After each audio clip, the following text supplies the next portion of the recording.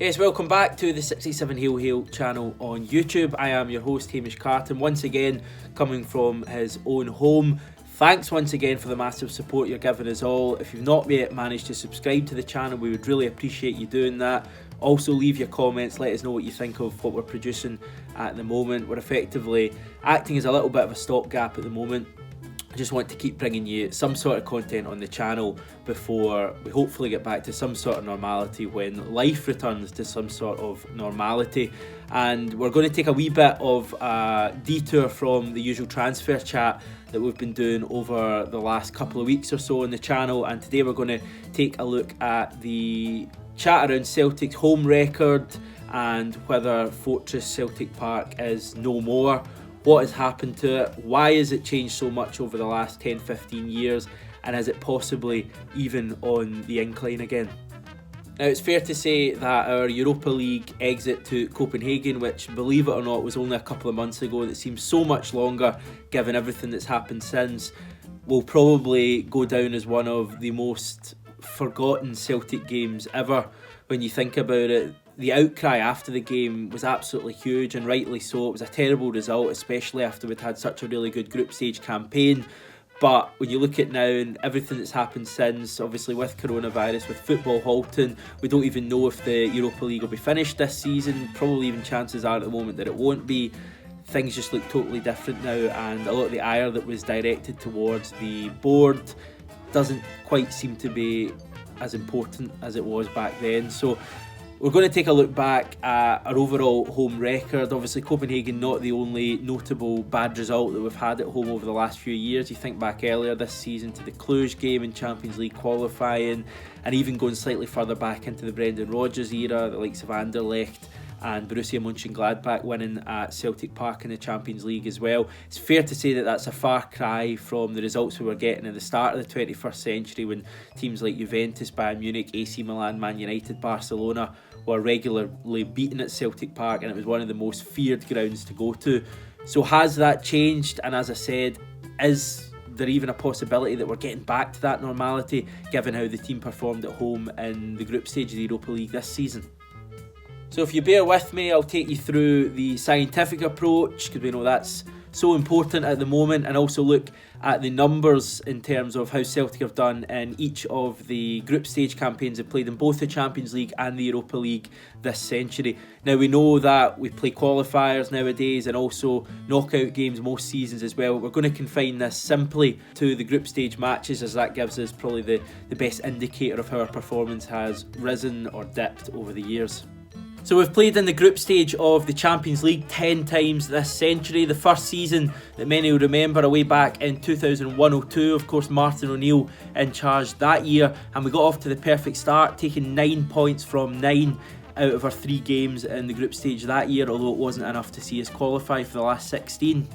The next time we were in was 2003-04, when we took 7 points from a possible 9. 2004-05 saw that dip to 4 points, but that was in a year that saw us in a group with Barcelona and AC Milan, 2 of the giants in European football at that stage. Into Gordon Strachan's reign, 2006-07 and 2007-08 saw him and his team take maximum points, 18 from 18 over those 2 years. The likes of AC Milan and Man United, as well as Benfica, Shakhtar Donetsk, all beaten there. The following season it did dip, although we did remain undefeated, taking 5 points from 9. And then into Neil Lennon's first term in the Champions League, 2012-2013, that famous night against Barcelona helped us to taking 7 points from a possible 9. The following season it did dip a lot, arguably the start of our real collapse at home in Europe. We took only 3 points from 9, that victory over Ajax in 2013-2014. Into the Rodgers era, 1 point from 9 in his first season in the Champions League, that was against Manchester City, while the following season we dipped to the remarkable total of 0 points from 9, losing all 3 matches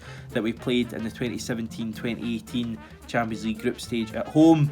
Now, in terms of the Europa League, of course, we've only played in the Europa League group stage 6 times. The first of those was in 2009-10, when we took 4 points from 9. That was under Tony Mowbray. The next time under Neil Lennon, 2 years later, again we took 4 points from 9. That was a year with Udinese Atletico Madrid and Rennes the first time. 2014-2015, that was Ronnie Dyler when we took 6 from 9, but the following year it went to a real low point for us in the Europa League, taking just 1 point from 9 out of our home matches. 2018-2019 season in the Europa League under Brendan Rodgers saw us take 6 from 9, while as we know, this season under Neil Lennon we took maximum points, 9 points from 9. That's the first time that we've managed maximum points in either competition in our home games since 2007-2008 in the Champions League under Gordon Strachan. So that possibly does tell you that things are improving for Celtic in Europe at home, although it does come with a massive caveat that it was in the Europa League. So what do the numbers tell us? Well, they tell us that Celtic's standing in the European game has diminished hugely since the turn of the century, going from getting maximum 9 points in the Champions League groups to just 1 in that Europa League group in the space of 9 seasons is a mighty fall. But things do look to be picking up again with 5 wins from our last 6 Europa League group stage matches. Now, as I said earlier, these figures do fail to take into account knockout matches as well as qualification games. We have had a fair few collapses over just the last couple of years when you think of the Valencia defeat, the Copenhagen defeat and the Cluj defeat, all in two-legged ties. But strangely enough, seeing as Celtic have been prided in such a strong home record over the years, all 3 of those ties hinged on bad performances at home and defeats at home to Copenhagen, Valencia and Cluj. So it does just go to show how much we've got to improve at home, even though our group stage performances are perhaps picking up.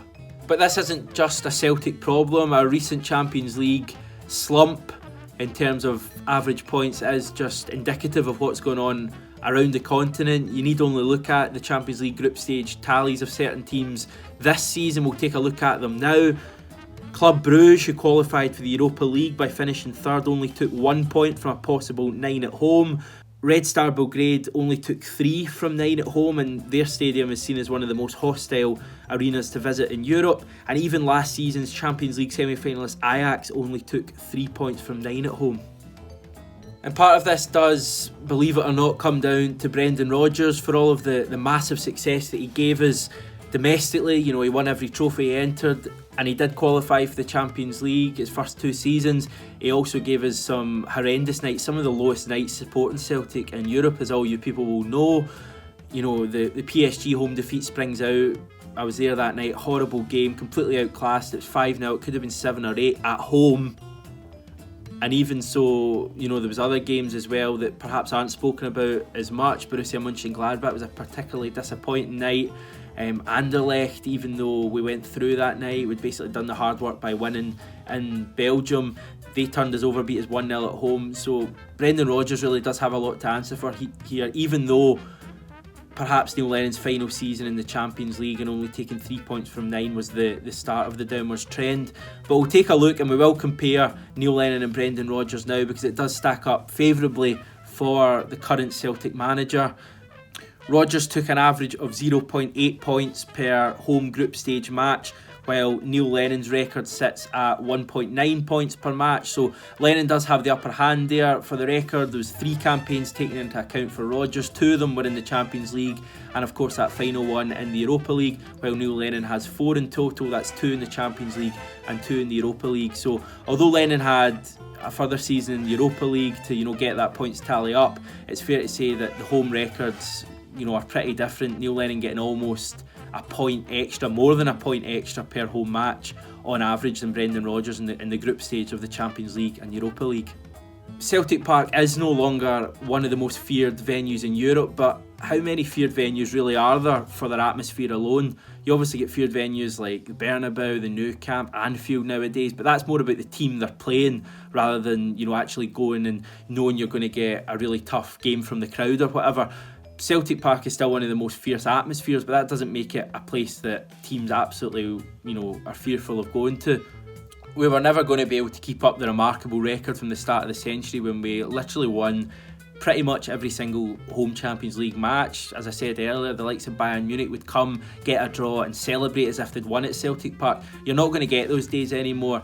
We've regressed, we've not got the great players we did back then, but also the top teams in Europe. The gulf between the top teams in Europe and teams like ourselves from the smaller nations is much bigger. So we can only do our best, but Celtic Park is still, one of the greatest atmospheres in Europe, and as fans I think that's pretty much all we can do.